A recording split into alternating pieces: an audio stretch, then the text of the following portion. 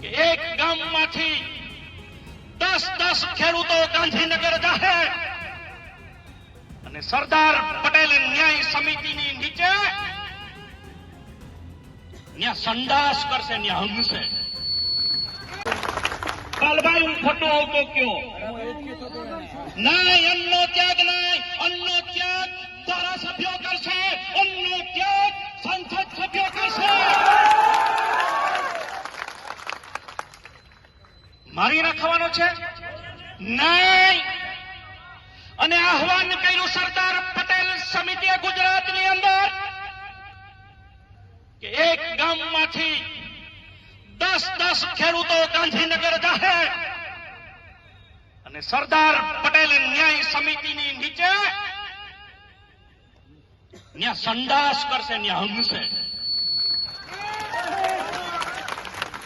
આવેદનની મંજૂરી લેવી પડે, આંદોલનની મંજૂરી લેવી પડે, હંગવાની મંજૂરી ક્યાંય ન લેવી પડે. હંગશું. 2003 ની અંદર વંથલી તાલુકો ડાર્ક ઝોનમાં હતો. અમારા ઘણા લોકોએ ખૂબ પ્રયત્ન કર્યા ખેડૂતો પ્રત્યે. વંથલી તાલુકામાંથી 65 બળદગાડા અને 350 ટ્રેક્ટર લઈને કલેક્ટર કચેરીએ ઘૂસી ગયા. તંત્ર ઠોક્યું. કોંગ્રેસ ભાજપે નીણ પાણીની વ્યવસ્થા કરી અને ડાર્ક ઝોન એક જ ખોદે ઉઠી ગયો. આજે સરકારને બે હાથનો અન્નદાતા હજી કાળા તમારું દેવું માફ કરી. અરે અમે તો સરકારનો ગોદો ખમી હઈ ગયે, કુદરતનો ગોદો ખમી હઈ ગયે, પણ તું અમારી ગોદી નહીં ખમી.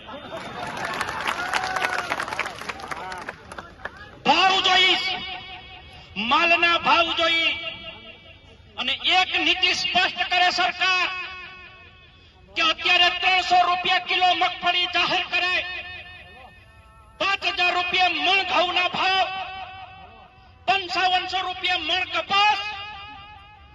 પછી એક જ વર્ષે એને ડીઝલના, પેટ્રોલના, સોનાના ભાવ વધારવા હોય તો વધારે, કર્મચારીના પગારના ભાવ વધારવા હોય તો વધારે. પણ જેમ દર 6 મહિને મોંઘવારી ભથ્થું મળે એમ આપણા માલના ભાવમાં દર 6 મહિને 6% મોંઘવારી મળવી જોઈએ. સરદાર પટેલ ન્યાય સમિતિ પૂરા ગુજરાતની અંદર કામ કરી રહી છે. પહેલો તબક્કો ગાંધીનગરનો 1,80,000 ખેડૂતો એકત્રિત થઈને હંગવાનો કાર્યક્રમ આપશે. બીજો કાર્યક્રમ દરેક કલેક્ટર ઓફિસે એક ગામમાંથી, જિલ્લામાંથી 50 લોકો કલેક્ટર ઓફિસે હંગશે. ત્રીજો કાર્યક્રમ તાલુકા મામલતદાર કચેરીએ એક ગામમાંથી 50 નહીં 100 ખેડૂતો મામલતદાર કચેરીએ હંગશે. અમને ભાવ નહીં મળ્યા નથી. મિત્રો, ધારાસભ્યોના લેખિતમાં સહમતિ પત્ર આપણે બધાને લેવા જવાના જે તે વિસ્તારના હોય એને લાઈવ થવાનું છે. આપણા મતથી ચૂંટાયેલો માણસ પરેશભાઈ ગોસ્વામીને સમર્થન આપીને 3 લાખનું દેવું માફ કરે એવું સહમતિ પત્રક દરેક ધારાસભ્ય અને સાંસદ સભ્ય પાસેથી લેવાનું છે.